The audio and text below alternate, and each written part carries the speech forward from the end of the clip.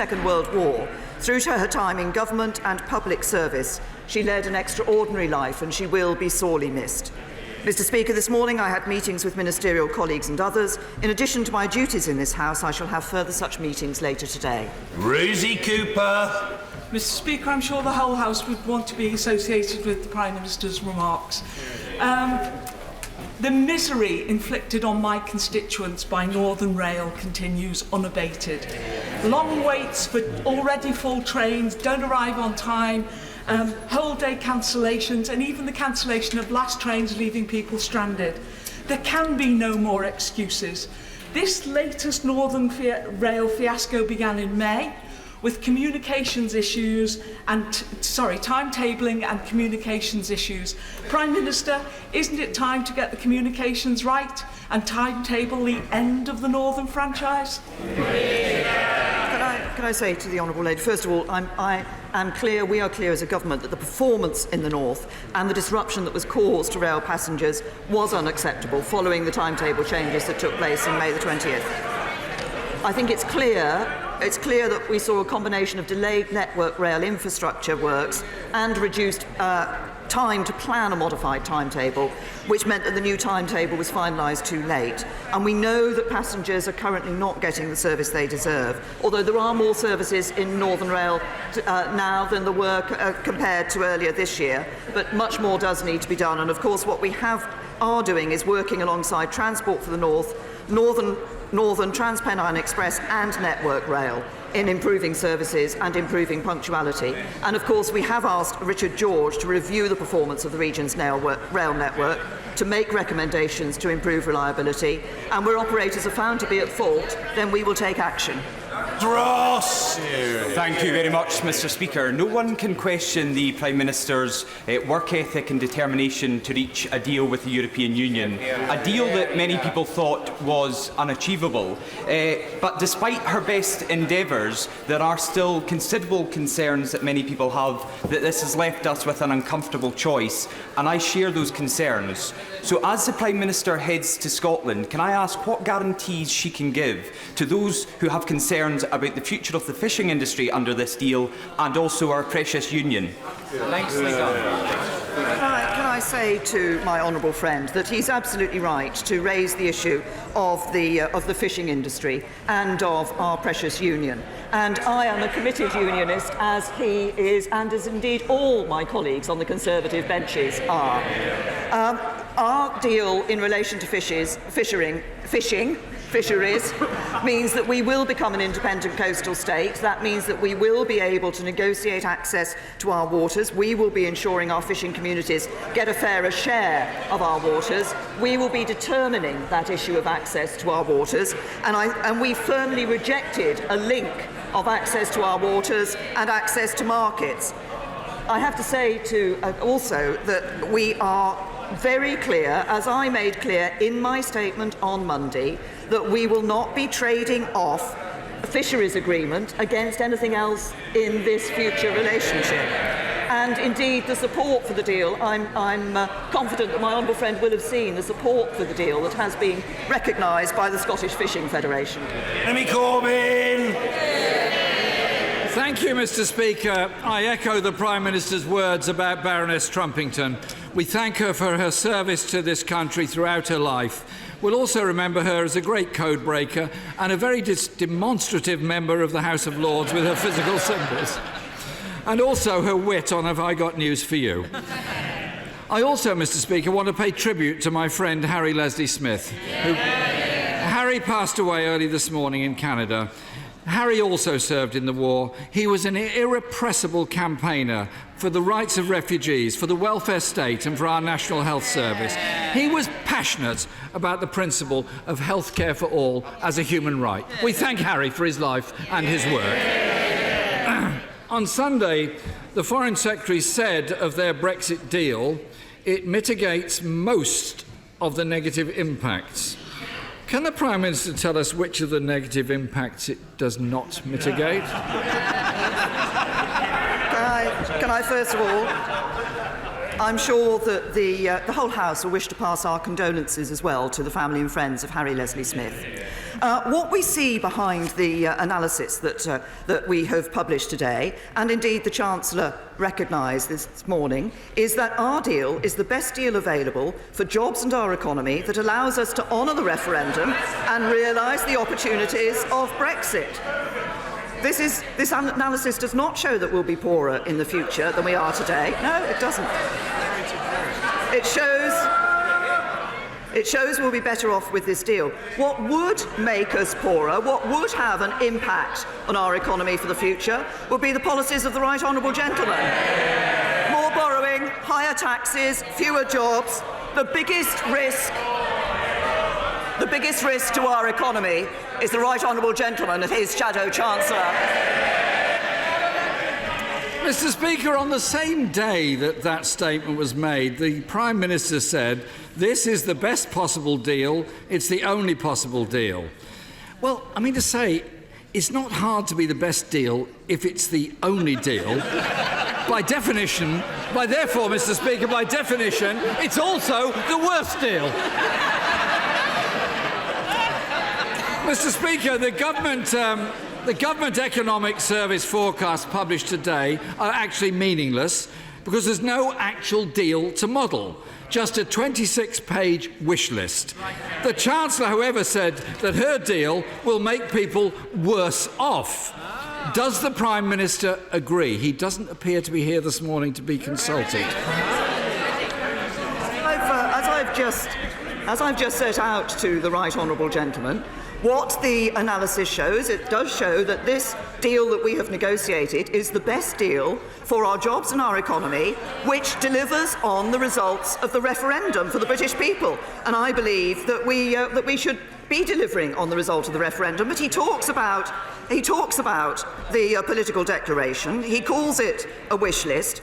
Now, what he's describing is a political declaration that's been agreed between the United Kingdom and the European Union that sets out an ambitious, broad, deep and flexible partnership across trade and economic cooperation, law enforcement and criminal justice, foreign policy, security and defence, and wider areas of cooperation. And what does Labour have to offer? 6 bullet points. My weekend shopping list is longer than that.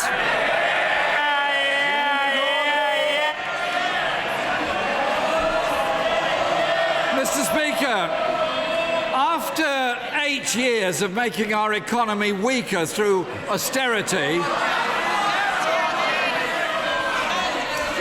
their botched Brexit threatens more of the same.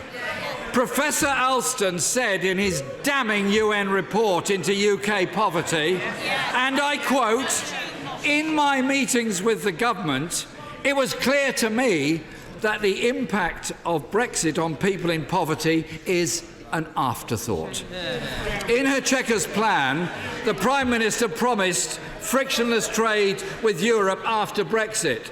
Her future partnership guarantees no such thing.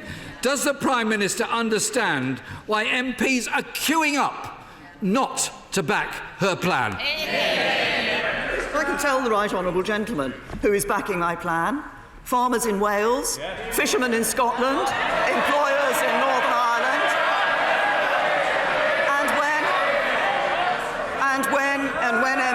When MPs come to look at this vote, they will need to look at the importance of us delivering on Brexit and ensuring that we deliver Brexit and doing it in a way that protects jobs. And on that subject, he referenced what had happened to the economy over the last 8 years. We've seen the number of young people not in education, employment or training at record lows. We see borrowing this year at its lowest level for 13 years. We see more people in work than ever before, the fastest regular wage growth for nearly a decade, and today we've seen the number of children living in workless households at a record low and the proportion of workless households at a record low. That's good, balanced management of the economy by the Conservatives. Mr. Speaker, if it's good balanced management of the economy, then why did Professor Alston say there are 14 million people in our country living in poverty? And when she claims support for her deal, last week more than 200 chief executives and entrepreneurs described her Brexit deal as the worst of all worlds. Order. Mr. Morris, calm yourself. Take some sort of soothing medicament if that is what is required. But above all, calm yourself. Jeremy Corbyn. And, Mr. Speaker, a private email that CBI sent round says of the deal, no need to give credit to negotiators, I think, because it's not a good deal. All the Prime Minister can commit to is we'll be working for frictionless trade. She's gone from guaranteeing frictionless trade to offering friction and less trade. After these botched negotiations, Mr. Speaker, the country has no faith in the next stage of even more complex negotiations being concluded in just 2 years. So what does the Prime Minister think is preferable? Extending the transition with further vast payments to the European Union, or falling into the backstop with no exit? Well, as the right honourable gentleman knows, there is an exit from the backstop. There is an alternative to the backstop, but we don't want the backstop to be invoked in the first place. And neither does the government of the Republic of Ireland, and neither does the European Union. But let me just see, he's referring again to this issue of the political declaration and the nature of the political declaration. He will know that the European Union cannot agree and sign legal text on a trade arrangement with a country that is a member of the European Union, so they cannot do that until we have left the European Union. And let me just say this to him. The December joint report was 16 pages long, and it took less than a year to turn it into 599 pages of legal text. The political declaration is 26 pages long. It is perfectly possible to turn that into the legal text within the nearly 2 years it is available. At every stage, people have said we couldn't do what we've done. They said we couldn't get agreement last December, we did. They said we wouldn't get an implementation period, we did. They said we wouldn't agree a withdrawal agreement or political declaration, we did. It takes hard work and a firm commitment to work in the national interest, and that's what this government has. Mr. Speaker, that would explain why the Business Secretary doesn't have much faith in this either. He's already discussing a transition period being extended to 2022, apparently. Parliament voted, Mr. Speaker, Parliament voted for the government to publish its legal advice in full. The government today says it will ignore the sovereign will of Parliament.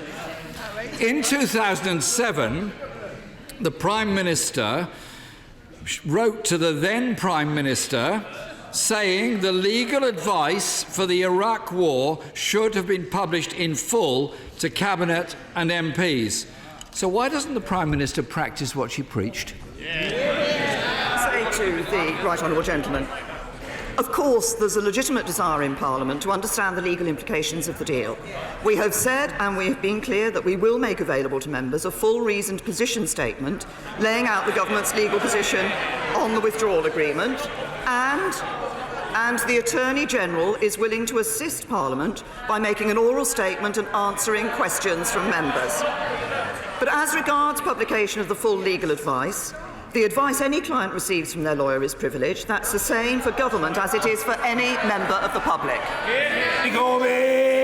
Well, the Chancellor said what we're not going to do is publish the raw legal advice from the Attorney-General. Mr. Speaker, the Prime Minister herself wanted legal advice in the past. MPs need to see that advice, warts and all, so they can make their informed decision on this matter. The Prime Minister insists that her government will be able to negotiate every aspect of the UK's future trade relationship with Europe within the space of 2 years. We've had 2.5 years since the referendum. So far, 20 of our own ministers have resigned. This is the most shambolic government in living memory. And she is now asking Parliament to vote on the basis of a 26-page wish list without even seeing the full legal advice. It's now clear that Parliament will not back this plan. So isn't it time for her to accept that reality and make way for an alternative plan that can work for the whole country? Let me say to the Right Honourable Gentleman, I will take no lectures from the Right Honourable Gentleman, who has seen 100 resignations from his front bench. But I will also say this. Today we saw what really lies behind Labour's approach. Last night, the Shadow Chancellor told an audience in London that he wanted to seize upon a second referendum and vote Remain. So now we have it. They want to cause chaos, frustrate Brexit, overturn the will of the British people, and that would be a betrayal of the many by the few. John Lamont, Mr. Lamont. Mr. Speaker, Small Business Saturday takes place this week. This is a great campaign which encourages us all to support local shops and businesses across our land. In Scotland, there are over 340,000 small and medium-sized businesses supporting 1.2 million jobs. So will the Prime Minister join me in congratulating the Federation of Small Business and all the small businesses who take part in this event, but particularly Lindsay Grieve, the butcher in Hoyt, Stems, the florist in Jedburgh, and Archie Humes, the Gentlemen's Outfitters in Kelsey. Can I thank my honourable friend for raising what I think we should all accept across this House as an excellent campaign, and I look forward, when I'm in his neck of the woods, perhaps to being able to visit some of the excellent shops that he's just quoted. It is important that we help small businesses, and that's why we're taking over 655,000 small businesses out of paying any business rates at all. And we want to change the system so that rates follow the lower level of inflation. That means a saving every year and worth over $5 billion to businesses over the next 5 years. And we're providing $900 million to cut eligible small retailers' bills by 1/3 for 2 years. So I congratulate Lindsay, Grieve, Stems the Florist and Archie Hume. I look forward possibly to visiting them, and I'm sure that many members of this House will be recognising the importance of small businesses on Small Business Saturday and championing the excellent contribution they make to our economy. Ian Blackford. Thank you, Mr. Speaker. Can I take the opportunity to wish everyone in the House a happy St Andrew's Day when it comes on Friday? Mr. Speaker, today the Chancellor said that the Prime Minister's Brexit deal will leave the economy slightly smaller, and in pure economic terms there will be a loss. Now, we now know that this has been confirmed by the government's own analysis that real wages will fall. Does the Prime Minister agree her deal will leave people poorer than the status quo? The analysis shows no. What the analysis does not show that we will be poorer than the status quo today. What it shows, no, it doesn't. It doesn't. What the analysis shows is that this is a strong economy which will continue to grow, and that the model which actually delivers best on delivering for the vote of the British people and for our jobs and our economy is the model that the government has put forward, is the deal that the government is proposing. Ian Blackford. Thank you, Mr. Speaker. I do wonder if the Prime Minister has read her own analysis, because quite clearly, under any scenario, leaving the single market and the customs union will be poorer. The Prime Minister wants to take us back to the days of Thatcher and a belief that unemployment is a price worth paying. That's the reality. No government, Mr. Speaker, should choose to weaken its economy and make its citizens poorer. That's what the Prime Minister is doing.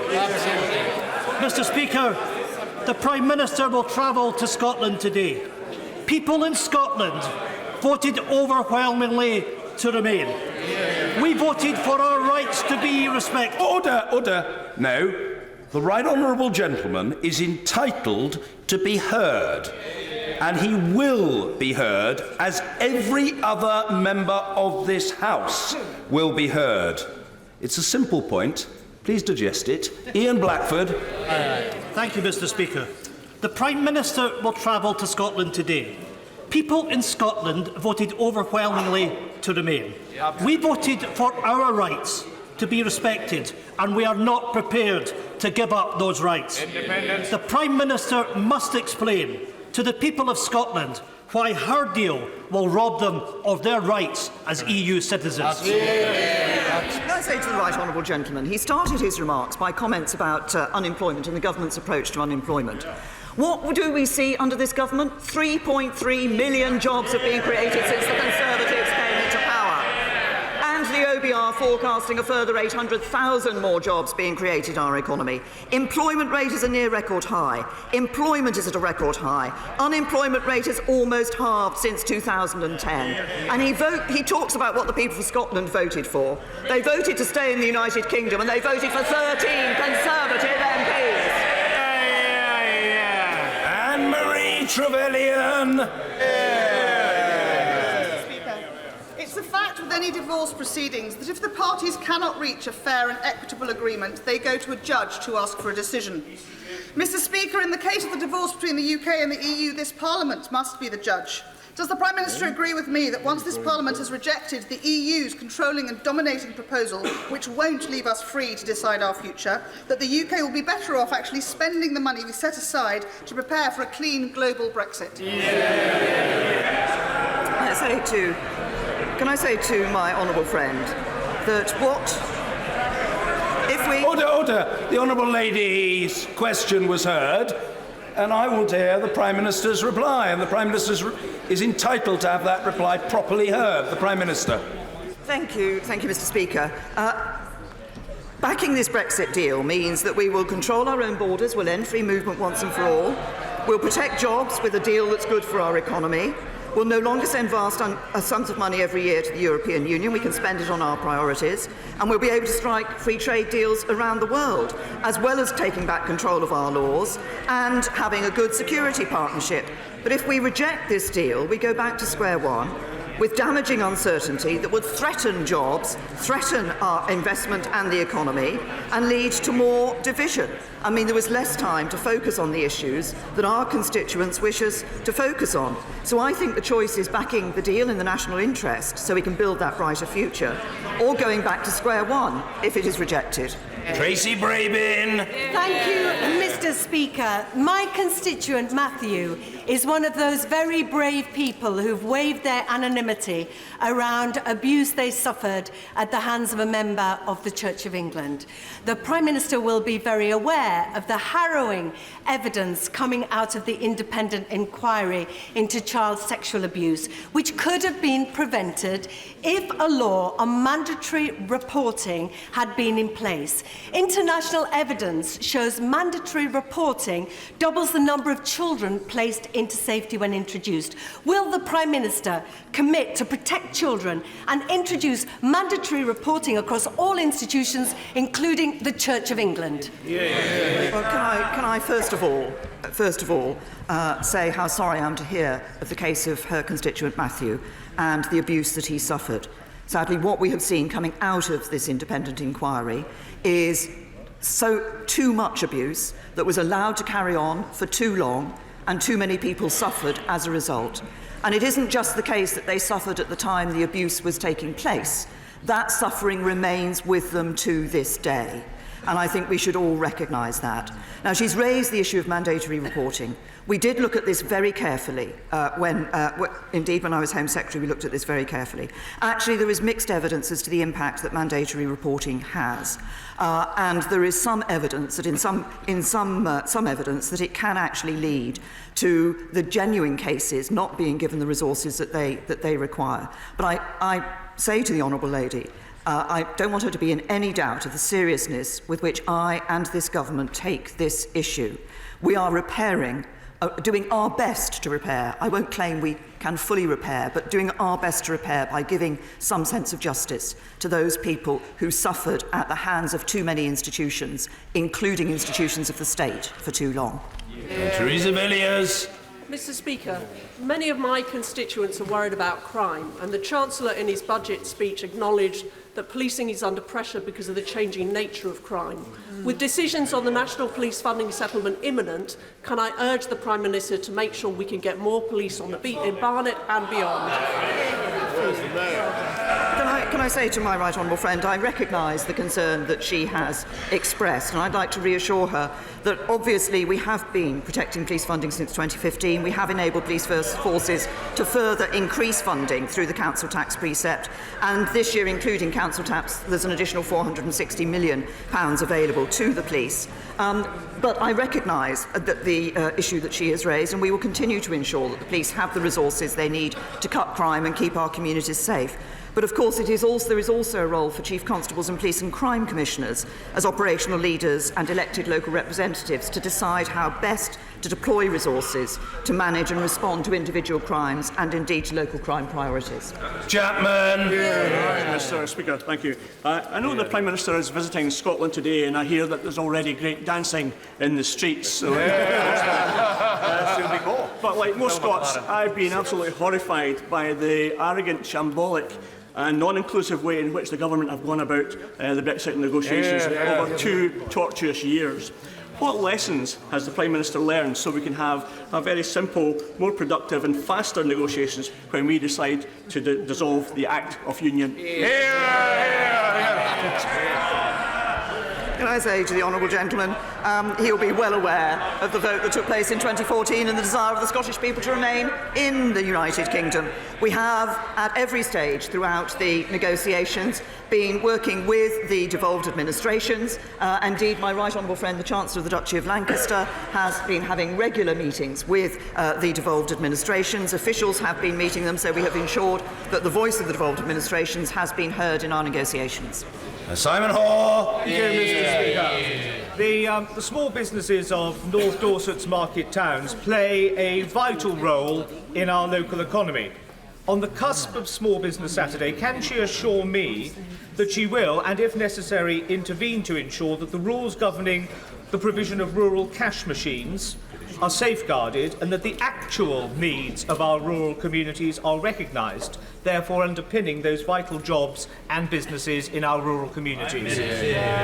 Well, can I thank my honourable friend again for recognising the importance of small businesses, and particularly, as he says, in rural communities. And we recognise that the widespread free access to cash remains extremely important in the day-to-day lives of many consumers and businesses throughout the UK. Link, which is the UK's cash machine network, is committed to maintaining free access to cash through its extensive footprint of ATMs, and the payment systems regulator set up by the government is ensuring that the UK payment system work in the interests of their users, and they regulate Link. And I can assure my honourable friend that the regulator is closely monitoring the situation and is holding Link to account for its commitments to maintain that broad geographic spread of ATMs across the United Kingdom. David Linden. Thank you very much, Mr Speaker. Watching your premature baby in an incubator, hooked up to oxygen, being given assistance to breathe, is an incredibly difficult experience, and I can say that because both of my children have been through that. But the reality is, with statutory paternity leave, the law does not work for parents of premature babies. We spend weeks on neonatal intensive care units, and we want to take our paternity leave more than the 56 days. So will the Prime Minister agree to meet with me and the campaign Charity Bliss to look at how we can give support to parents of premature babies? Well, can I thank the honourable gentleman for raising this issue, which is obviously, through personal experience, very close to his heart, but I know one that is of concern to other members across this House. What I understand is that the Department for Business, Energy and Industrial Strategy is undertaking a review of the provisions for parents of premature babies, as they're the department responsible for the parental leave legislation, but also those that experience multiple births. And they're working with charities representing parents of premature babies, parents of babies who require neonatal care, to better understand the pressures and the issues that those parents have to face when their child is born prematurely or sick. They expect to be in a position to share the key findings of this review with interested parties in the new year, and I will ensure that the relevant minister from the department meets with him and the charity to hear that experience firsthand. David Amis. Last week, a debate took place at Durham Union. The motion was, this House believes that the United Kingdom is less united than ever. I was part of the team opposing the motion, and we comfortably defeated the motion. Would my right honourable friend agree with those young people that the agreement this House is being asked to vote on actually threatens our union, was worked out by largely unelected people, and has a distinct Remain flavour? My honourable friend might not be surprised if I say actually I don't quite share his analysis of the deal that we've put forward. Look, this is a deal that does deliver on Brexit. I think this is important. It does deliver on Brexit, but it does so in a way that does protect our United Kingdom. That was an issue that I have set out in this House on many occasions, and it's one that we were very keen to ensure was dealt with in this deal. It's a deal that protects jobs, but it's a deal that delivers on people's vote to ensure that we leave the European Union, and that we do so in a way that delivers no free movement, no jurisdiction of the European Court of Justice, not sending those vast annual sums to the European Union every year. But can I thank my honourable friend for engaging with those young people in Durham and debating this matter with them. I think it's very important we get young people, ensure young people maintain that interest in politics. Dame Louise Ellman. Thank you, Mr. Speaker. The Chancellor has broadcast to the nation that Brexit will make the UK poorer. The Prime Minister's last-minute concession in Europe puts Gibraltar's future on the line. And our long-term trade arrangements are simply unknown. Article 50 can be revoked. Isn't it time for a people's vote with an option to remain? Can I say to the honourable lady, I mean, first of all, I've already referenced what the Chancellor said. Her reference to the Chief Minister of Gibraltar, to the issue of Gibraltar, goes absolutely contrary to what the Chief Minister of Gibraltar has said about the way in which the United Kingdom has absolutely stood by Gibraltar, and we will continue to stand by Gibraltar. She will have heard me saying before that I believe, in terms of a second referendum, it's important that we deliver on the vote of the British people. But I would also just ask her to consider this. It wouldn't be possible to hold a referendum before March the 29th of next year. That would mean having to extend Article 50. She wants to extend Article 50, delaying Brexit, or leaving with no deal. I believe the best option for this country is to ensure that we deliver on the Brexit vote, that we leave the European Union next March, that we don't delay that point, and we leave with a good deal that will protect jobs across the country. Sir Desmond Swain. Is she concerned about religious persecution in the Holy Land, and will she welcome the visit of the Patriarch of Jerusalem? Can I thank my right honourable friend, and of course, he will know that this weekend does mark the start of Advent, which is a time of expectation and hope for Christians. And today is Red Wednesday, a day when landmark buildings, including these Houses of Parliament, will turn scarlet as an act of solidarity with persecuted Christians. I would certainly like to welcome the Patriarch of Jerusalem for his upcoming visit. And I know that some Israelis can face additional structural challenges, particularly Christian and Muslim Arab Israelis, who experience higher rates of poverty and unemployment and who can face discrimination. And we certainly encourage the Israeli government to do all it can to uphold the values of equality for all enshrined in its laws. But can I give my right honourable friend the assurance that I will continue to work with governments, with the international community, with the United Nations, to support the rights of minorities, including Christians. Sir Vince Cable. In the next 10 days, there will hopefully be informed debate on the government's proposals on Brexit and various alternative routes, including an election, a people's vote, no doubt others. But there is absolutely no reason why the public should be alarmed by continuing discussion of a chaotic no deal, because it's entirely within the power of this House and the government to stop it. So will she reassure the public that under no circumstances this will happen? The right honourable gentleman with his long years in this House will know that, as he has said, we will on December the 11th be looking at the deal that the government has negotiated with the European Union. I believe there is a clear choice. choice. I believe backing that deal will provide people with certainty and ensure that we deliver on the vote of the British people in the best way for jobs and for our economy. And failure to back that deal, I believe, would lead to chaos and uncertainty for people for the future. And the clear message I get around the country is that people don't want that chaos and don't want that uncertainty. Mrs. Anne Main. Thank you very much, Mr. Speaker. This country exports vast amounts of plastic to developing countries. Could we, that's under the guise of recycling, could we incentivise recycling in this country and seek to ban us exporting our rubbish to other countries where it often ends up in landfill or in the ocean? My honourable friend has raised an important issue, and she, I hope, recognises the action the government has taken in relation to plastic. I was very pleased yesterday when I was at the Winter Fair at the Royal Welsh to see a company that actually 29 years ago started taking plastic and turning it into products that people could use, recycling it into things like garden seats and tables. This was an innovative initiative 29 years ago. It's slap bang into what we all consider to be the right thing to do today. Dan Carden.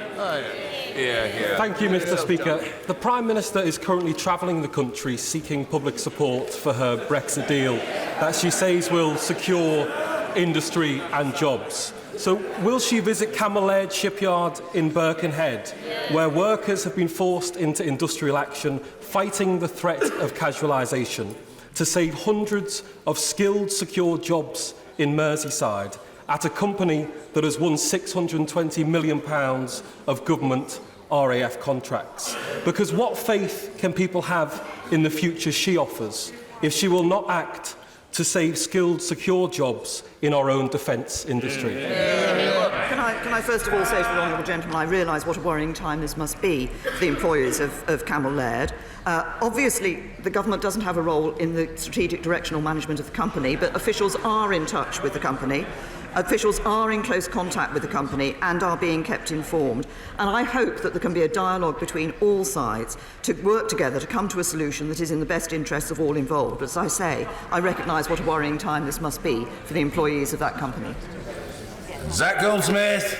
Mr. Speaker, it's been very widely reported that, fearing a backlash here in the UK, the Prime Minister personally intervened to stop the government offering sanctuary to Asia Bibi, the Pakistani Christian mother who faces a very, very serious threat to her life. Can the Prime Minister please take this opportunity to put the record straight and to commit to doing everything this country can to offering sanctuary to that mother?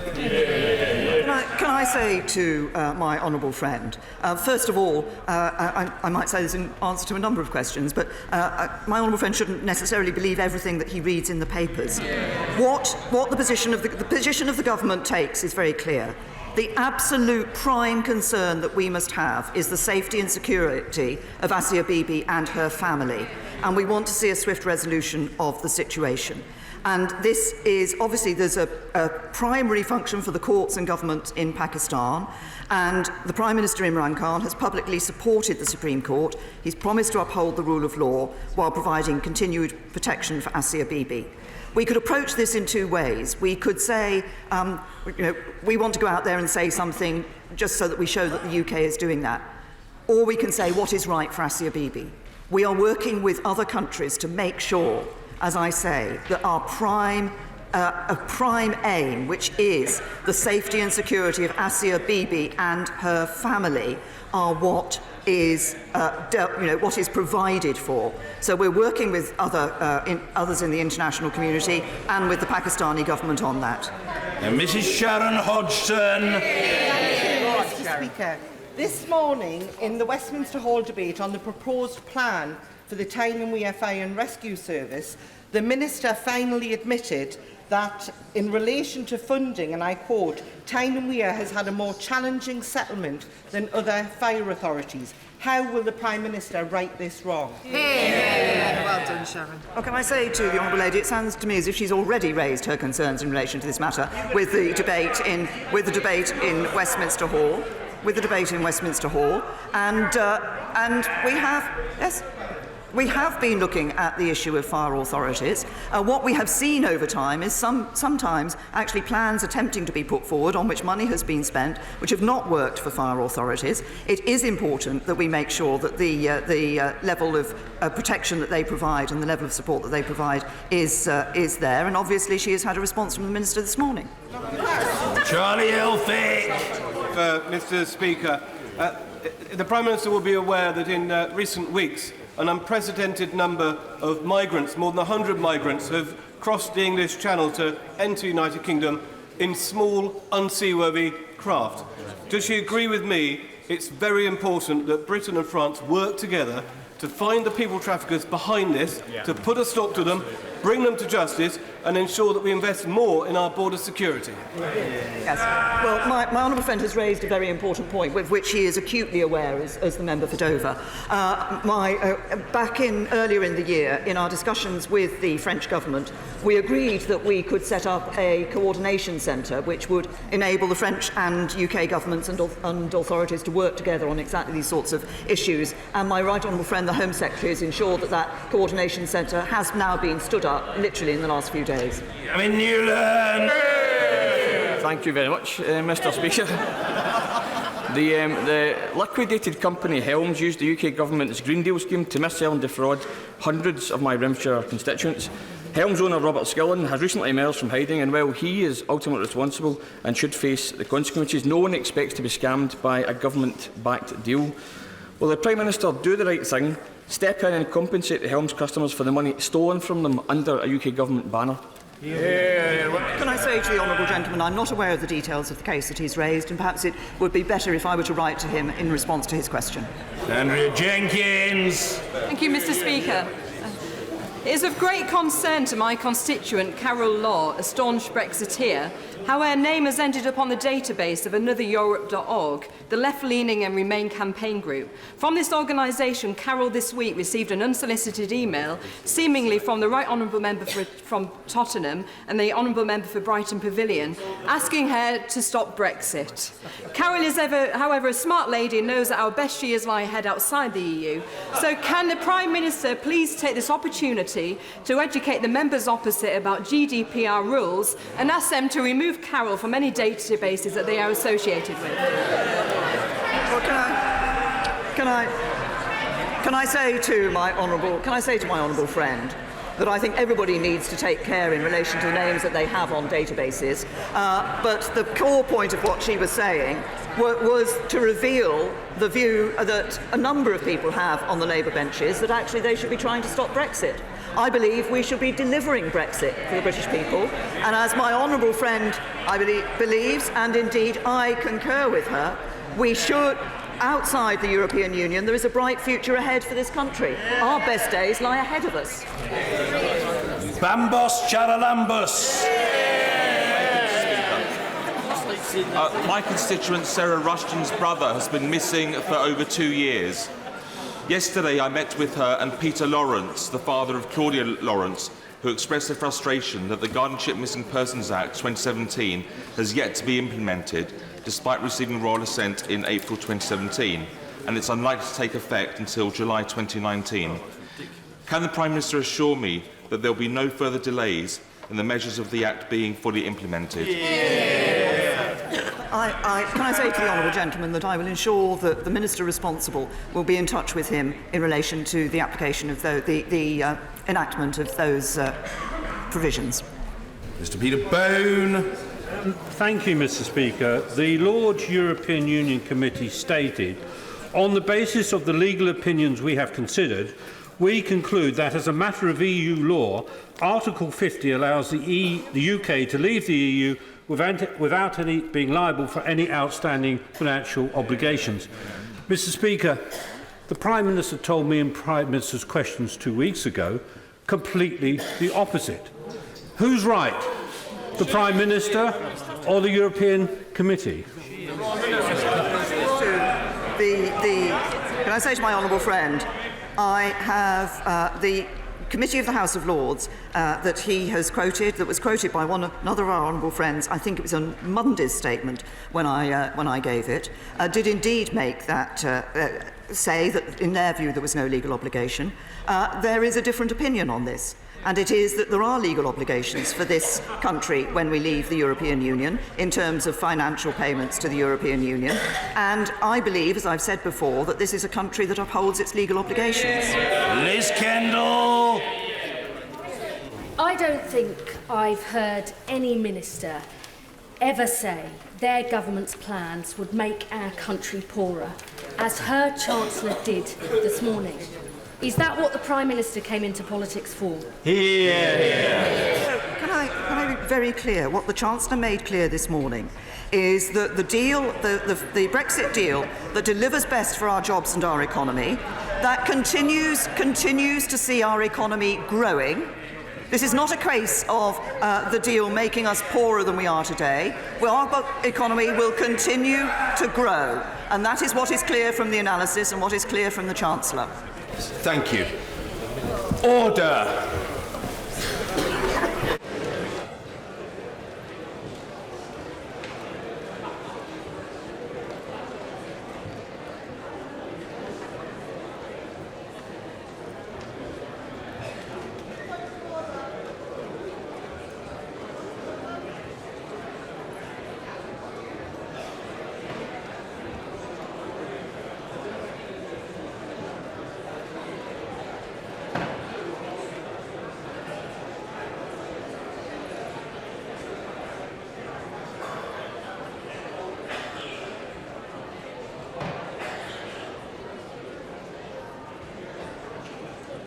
Order.